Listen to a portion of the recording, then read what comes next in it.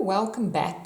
Today is something different. It's a quick comparison between these two magazines. They are both South African magazines. This one's in Afrikaans, but you also get it in English. It's also published in Germany, so in German, if you can look out for it. The South African Craft magazine, this is the very first issue. It's part of South African Artists, so it's one of those combo magazines. I bought it solely for the craft ideas. I'm going to have a look at both of them. Just a disclaimer, I paid for both of these magazines. I wasn't instructed to do a comparison. I am not endorsing anything. I am an Idees subscriber, paying subscriber, so I've had loyalty to Idees for a very long time. But as I said, the South African Craft, this is the first issue. It says issue number 1, there's no month, but I'm guessing it's it's June, July perhaps. We're at the end of July now. And then the Idees is also, it's the July, August. I've made some notes. I'm going to start with the essay Craft, just to give a general idea of what the content is. Obviously not going into detail in actual content. It is a new idea. It is a new magazine, and with the current market, with magazines closing and published media and things, obviously you want to give magazines all the chance you can give them. I've got some notes here on this side, because I finished these magazines, I just didn't have time to make the video. The Essay Craft magazine, as I said, is part of the Essay Artist. So this part is 55 pages. So you end up like that, and then it flips to be the other magazine. The Essay Artist is 79 pages. This magazine is 59 Rand and appears to be a monthly issue. There's no idea on that. It's broken up into a few articles and then some tutorials on actually how to do things, and it covers a wide range of crafts.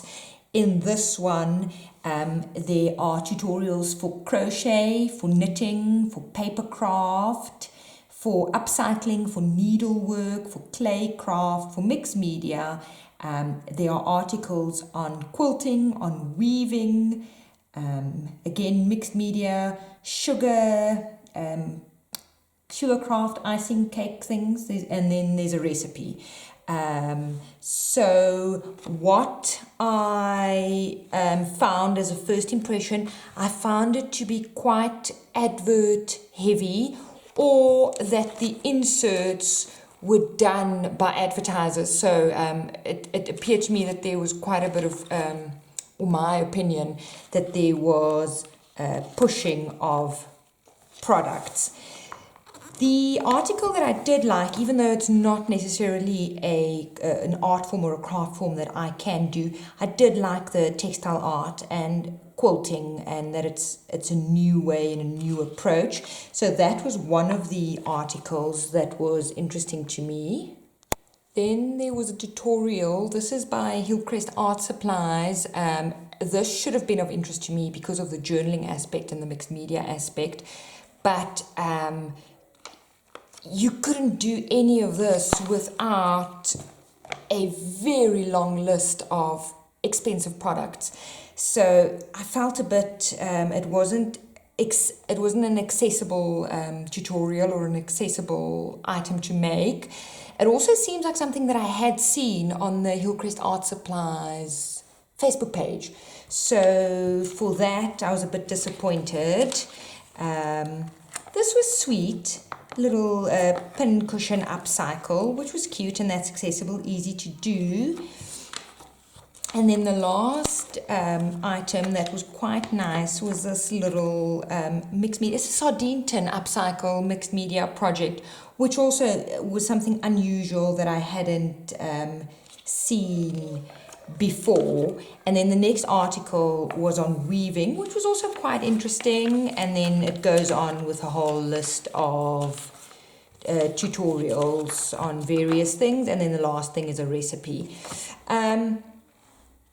I felt quite like I was reading and then it just ended. I am not commenting on the essay artist part of the magazine at all because that's not why I bought it. I bought it specifically for the craft section. All in all, as an experience, it's on a glossy paper. There are no just pretty images or things just for a look, or that I found that I could reuse in journaling or my projects. I didn't feel like it was an escape. It felt very utilitarian. Here is a magazine with tutorials. Nothing soft or extra or fluffy or pretty that I could curl up with a cup of tea and sort of immerse myself in the magazine. So for 59 Rand, for the amount of pages and for the content, I was unfortunately disappointed in this magazine. This is the next magazine. This is the Idees. As I said, it comes out every 2 months, so this is a combined issue for July and August. Wide range of articles over and above the tutorials. There are also some beauty, decor, and recipes, which isn't necessarily craft related.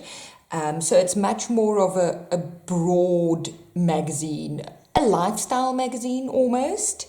It comes in it's a lovely matte paper and lots of extra images. I like the masks, specifically in the COVID time that we have. Lots of just extras. I like the decor, so that was good for me. And then with the decor, they tied in some tutorials on how to upcycle dining room chairs or styles for dining room. And then the eating comes in. Some interesting things I would never do also, but very well styled. Stylistically, it's really nice. Again, lots of extras. Whole lot of recipes on bread. I had comments from one of my followers saying that it was much too long for them. I liked it because in lockdown I started doing bread, so I quite liked that. So there's a fair amount of recipes.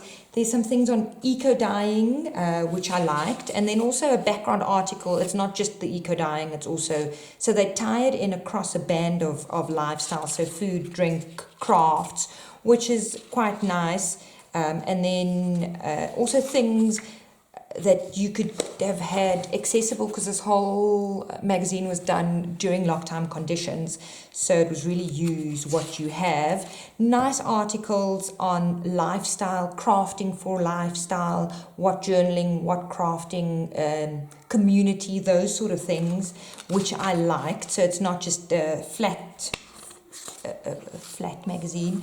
There's a whole, they bring in more things. It's more of an experience. So I did like that. Things on plants, which I liked. It seemed like the magazine was far more contemporary in the choice of articles and things that they are showing, and that they looked at what's going on in the world at the moment. It wasn't just static. And then again, lots of images. There's some also yarn, also handwork, nice thing on journaling, but like all of these little pictures are usable, reusable. Book reviews, so much more of a lifestyle book, much more of an immersive experience, I found. And then this cost was 85, which is then 40 Rand a month if you want to give it like that. And this is 137 pages, so almost 3 times what the Essay Craft and Home is. So I felt much more comfortable in spending the money on this magazine than on this one. I felt that I got more of an experience on this one, more useful information on this one, useful items out of it, and it was something that I could spend an afternoon, read through, get some ideas, even like the embroidered gloves and things. It was something that was applicable to me, not as a yarn artist, but that I could, do the look of it in my journals. So across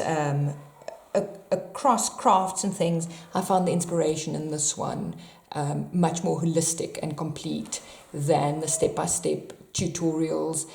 Step-by-step tutorials, I think you can really find either on blogs, Facebook pages, brand pages, YouTube. So to be spending 59 Rand to get printed tutorials, it's not something that I think I will repeat, or I will think very carefully about it. If you were doing it as an artist and as a painter, maybe you would get more out of it, because there's a whole nother section of magazine that you could perhaps find interesting. But as I said, I'm not reviewing this page because that's not what I bought it for. Okay, hopefully this helps you to make up your mind on which magazine to support, if any. I know both of these are digitally available as well. So yeah, try and support South African magazines, the ones that are left at least. I think both of them have social media presence, so have a look, like them, follow them. And thanks for watching. Please subscribe if you haven't. It means the world to me. Bye-bye.